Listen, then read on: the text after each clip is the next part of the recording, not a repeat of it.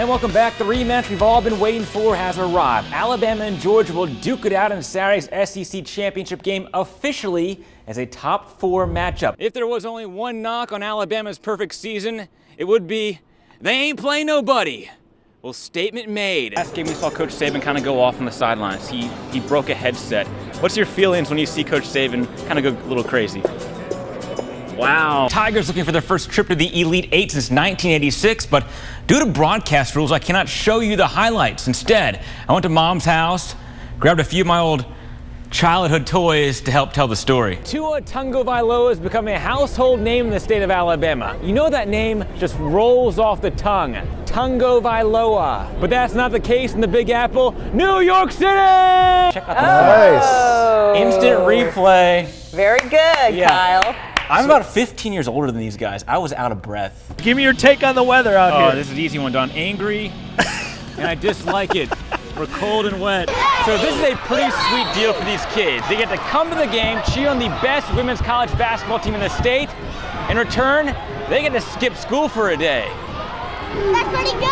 That's awesome. And how about we go back in time 80 years ago today, NBC Sports televised a sporting event for the first time in U.S. history. Well, the GOATs have no boundaries. They will go anywhere, do anything, and even give you a deep tissue massage. May the 4th be with the Birmingham Barons. Star Wars Day down at Regents Field, and for the Barons, their last series win seems like a long, long time ago in a galaxy far, far away. How's your stock portfolio doing? I'm not sure about mine, but I can tell you Tua Tagovailoa's stock is doing just fine. He won the Maxwell and the Walter Camp Awards, and he's this close to winning a Heisman. But what a win for Alabama at the buzzer here in St. Louis. Freshman Colin Sexton, the game-winning shot, a floater with a trajectory, kind of like the Gateway Arch right behind me. Those extra inches gave him a new outlook on the game. Above the rim. Through 68 innings pitched this season, KSC has 94 strikeouts to only 6 walks allowed. When am I gonna get a hamburger named after me? I would say yes if someone asked me for a Kyle burger. It was survival Saturday for Alabama softball. The Crimson Tide hoping to extend their stay in Oklahoma City a little longer in the Women's College World Series. After enduring a 3-hour rain delay, Alabama taking on SEC rival Florida in an elimination game. We get it going here. Alabama's Kaylee Toe in the first inning, a thunderous 3-run strike of her own, 3-0 Alabama. Still in the first, Maris Schroeder, the senior, matches Toe with a 3-run homer of her own, 6-0 Crimson Tide. Bama run-ruled the Gators 15-3. It's the largest margin of victory in World Series since 1989. They got us in the SEC championship. Well, fighting on they will. Alabama back in action tonight, taking on Arizona in another elimination game. Auburn and Georgia Tech, longtime rivals on the diamond, 237 all-time meetings on the baseball field, but this will be their biggest matchup yet.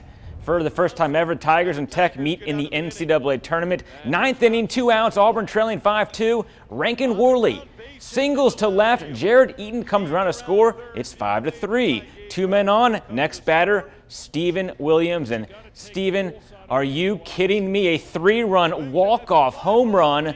4 runs in the 9th inning. Auburn wins 6-5. Let's hear from the hero. It's been a tough year so far. Auburn will need to win just 1 game on Sunday or Monday to advance to a super regional. Jacksonville State take on Illinois, elimination game in the Oxford Regional. 8th inning, Gamecocks down 5-4, 2 on, 2 out for Andrew Naismith. Shoots it to the right field corner. 2 runs come around to score. JSU back on top, 6-5. Naismith will be satisfied with that double right there, but here's where it gets a little wacky. The throw goes into the outfield. Naismith comes all the way around to score. Jacksonville State hangs on to win 7-5. It's JSU's first ever NCAA tournament win. One of the great things. JSU will play Sunday, 2 o'clock against Clemson, and yet another elimination game. Birmingham Legion FC coming off a pair of losses, looking to pick up some points against the league-leading Tampa Bay Rowdies. And speaking of rowdy, how about the Legion FC cheering section? The Magic City Brigade had it going on tonight. First half, Tampa Bay on the corner kick, but Birmingham keeper Matt Van Oekel corrals the header.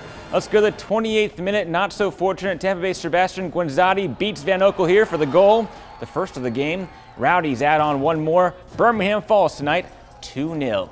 We'll have more after the break. You're watching WVTM 13 News.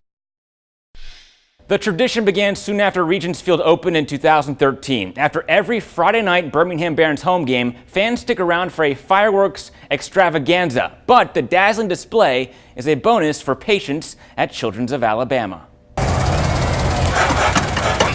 The setup begins after the 7th inning. When we start bringing out the fireworks, we're always checking out Children's Hospital. 2 blocks away, they come to the 8th floor waiting area for a pyrotechnic get well card in the night sky. Every Friday night, the Barons have some fireworks right here.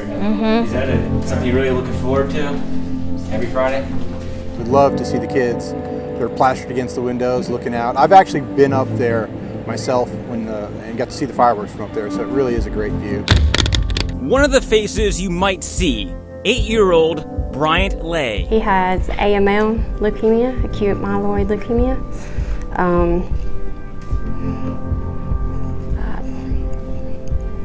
Been here 4 weeks. I mean, it's, started chemo literally 3 or 4 days after we got here. Or you could see 3-year-old Fallon Gates, who was diagnosed with acute lymphoblastic leukemia last September. Even if she has a treatment that afternoon or like blood transfusion, whatever, that we have some plans for the night that we can come and enjoy something. For these families, this is an illuminated interruption from their daily concerns. Yeah, it gives them something to look forward to every Friday. They know it's coming and we come down here and get to hang out. I like to spend time with other people.